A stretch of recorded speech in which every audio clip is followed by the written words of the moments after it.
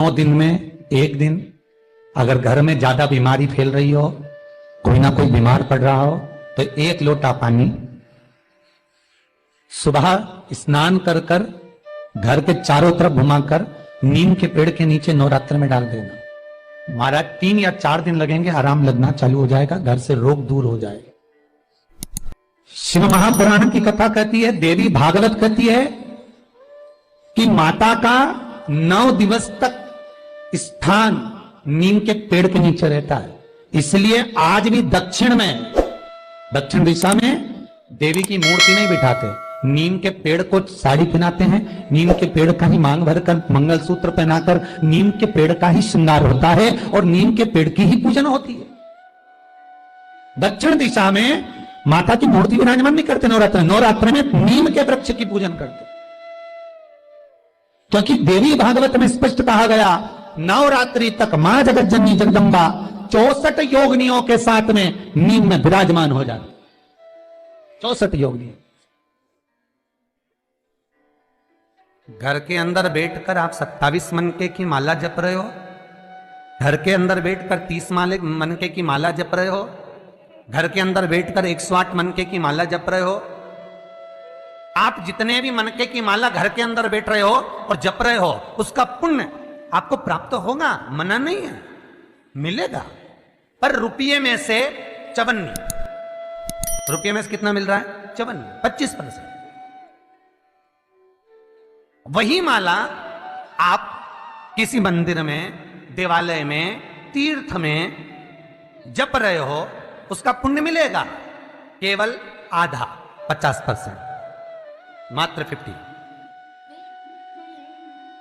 महाराज वही माला आप यदि पीपल, आंवला, समी, बेलपत्र, इन वृक्ष के नीचे अगर आप एक माला को लेकर बैठे हो और बिना आसन के, समी के वृक्ष के नीचे आप कोई मंत्र जप रहे हो, कोई बेलपत्री के पेड़ के नीचे मंत्र जप रहे हो, कोई आंवले के पेड़ के नीचे मंत्र जप रहे हो, किसी पीपल के वृक्ष के नीचे मंत्र जप रहे हो, तो वहां आसन लगाने की जरूरत नहीं होती। बिना आसन के अगर आपने एक माला का एक मन का भी अगर जपा है, शिव महापुराण कहती है, विष्णु पुराण कहती है कि 100% पुण्य आपके खाते में उस मंत्र का फल प्रदान कर देता है। उस मंत्र का शिव महापुराण की कथा, लिंग पुराण की कथा, विष्णु पुराण की कथा, पद्म पुराण की कथा कहती है कि किसी वृक्ष के नीचे, जिन वृक्षों का गुणगान हमारे शास्त्र करते हैं, जिन वृक्षों का गुणगान हमारी पुराणे करती हैं, उन वृक्ष के नीचे अगर एक मंत्र का मन का भी फेरा जाए तो उसका पुण्य हजारों गुना प्राप्त हो जाता, आप रूप प्राप्त होता है अपने आप।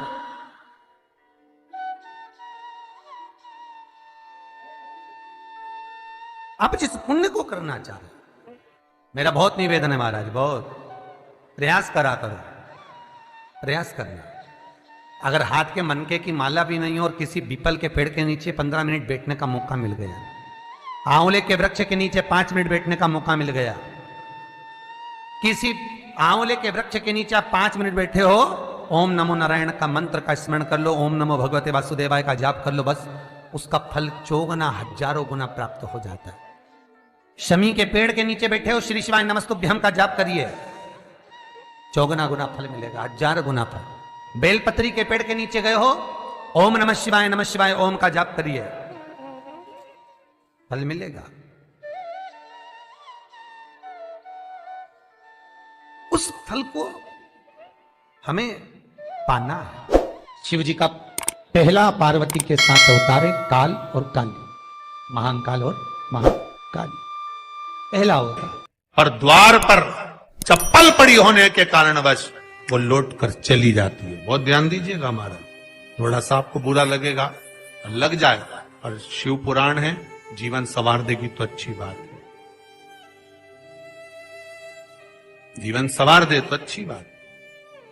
मंदिर के द्वार पर हम जब चप्पल छोड़ते हैं,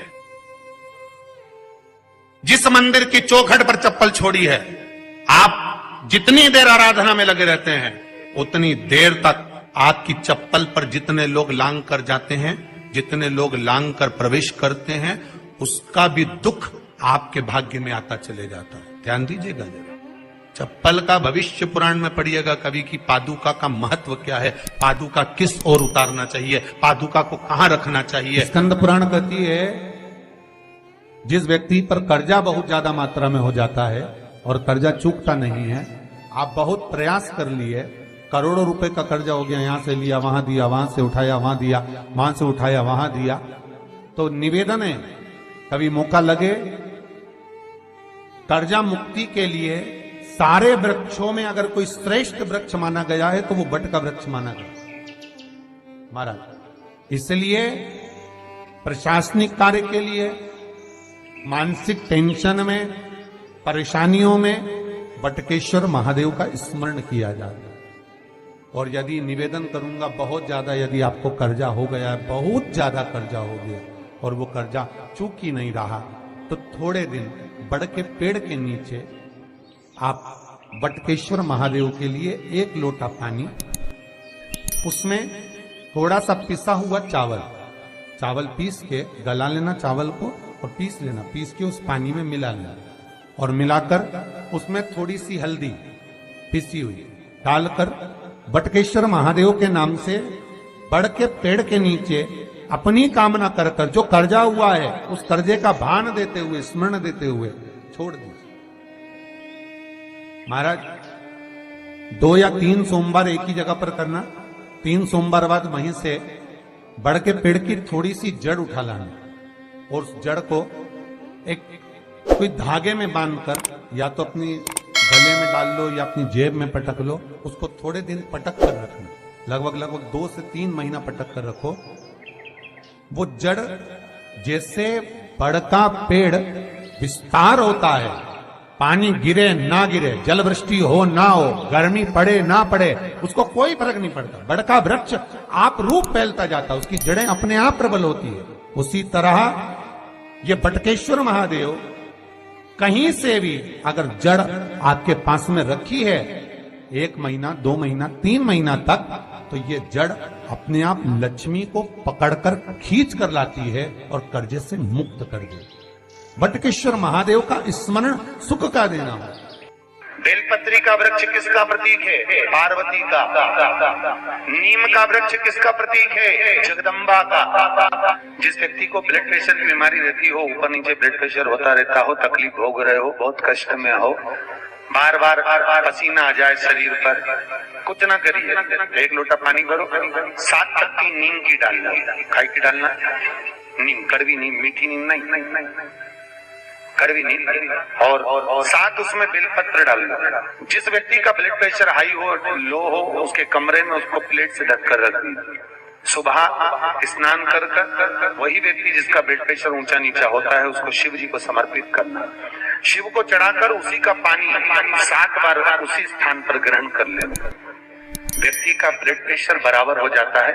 मात्र लगभग अगर सोमवार कर रहे हो तो 11 सोमवार करो, प्रतिदिन नियम से कर रहे हो तो 15 दिन कर लो, उसमें बराबर। फिर कभी जिंदगी में ब्लड प्रेशर की बीमारी चली ही जाती है। कोई बरसाती मेंढक मत बनना रे, बरसात आती है तो मेंढक बहुत सारे इकट्ठे हो जाते हैं, टर करते हैं।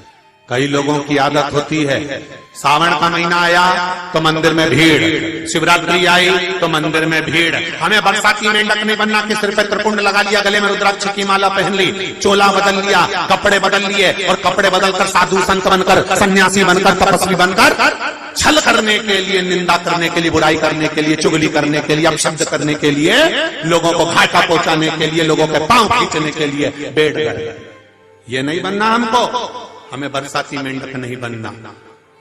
भगवान की कथा कहती है शिव को पाने के लिए कपड़े बदलने की जरूरत नहीं पड़ती, शंकर को पाने के लिए कलेजा बदला जाता है और शिव सामने जाता है।